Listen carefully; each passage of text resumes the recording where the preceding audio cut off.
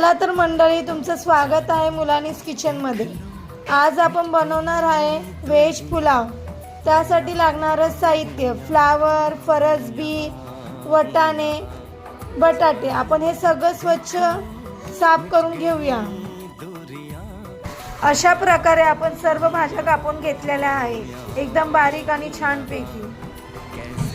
आता आपण या सर्व भाज्या स्वच्छ धुवून घेऊया आणि रेसिपी स्टार्ट करूया। चला तर आपण रेसिपी स्टार्ट करूया। यामध्ये आपण 2 चम्मच तेल टाकलेलं आहे। चला तर यामध्ये आपण आता कांदा टाकूया। कांदा चांगला लाल करूया। यामध्ये आपण आता तेजपत्ता सुद्धा टाकणार आहे।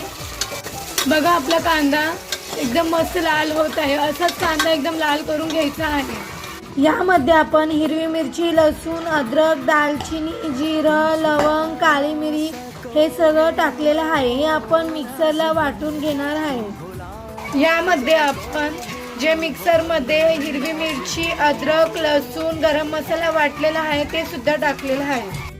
हे सर्व आपल्याला एकदम व्यवस्थित भाजून घ्यायचं आहे, लाल होईपर्यंत। यामध्ये आपण सोयाबीन टाकणार आहे। आपण यामध्ये टमाटे सुद्धा टाकलेले आहे आणि ते एकदम व्यवस्थित भाजून घ्यायचे आहे। अशा प्रकारे आपण ह्या सर्व भाज्याही धुवून घ्यायच्या आहे एकदम स्वच्छ पाण्यामध्ये। आता आपण ज्या भाज्या स्वच्छ धुवून घेतलेल्या आहेत त्या सुद्धा टाकायचे आणि तेलामध्ये मस्त परतून घ्यायच्या आहे। बघा तर अशा प्रकारे आपल्याला तेलामध्ये सर्व भाज्या मिक्स करायच्या आहे। याच्यामध्ये मीठ टाकायचे आहे चवीप्रमाणे। अर्धा चम्मच हळद सुद्धा टाकायची। मीठ आणि हळद टाकून हे सर्व व्यवस्थित मिक्स करून घ्यायचे तेलामध्ये। तांदूळ आपल्याला पहिले अर्धा तास अगोदर भिजू घालायचे आहे, म्हणजे भात एकदम सुटसुटीत होतो। आता यामध्ये आपण जे भिजवलेले तांदूळ होते ते टाकायचे आहे। आता आपल्याला भाज्या आणि तांदूळ सर्व व्यवस्थित मिक्स करून घ्यायचे आहे। यामध्ये आपल्याला 2-3 ग्लास पाणी घालायचे आहे। कुकरमध्ये जास्त पाणी नाही लागत, त्यामुळे पाण्याचं प्रमाण थोडं कमीच ठेवायचं आहे।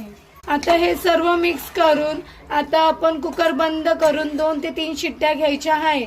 आता आपण कुकर बंद केलेला आहे। आपण 3 शिट्ट्या घेऊया आणि गॅस बंद करूया। बघा तर आपला व्हेज पुलाव पूर्णपणे रेडी झालेला आहे। तर अशा प्रकारे आपल्या चॅनलला लाईक, शेअर, सबस्क्राईब करायला विसरू नका आणि तुम्हीही नक्की ट्राय करा व्हेज पुलाव।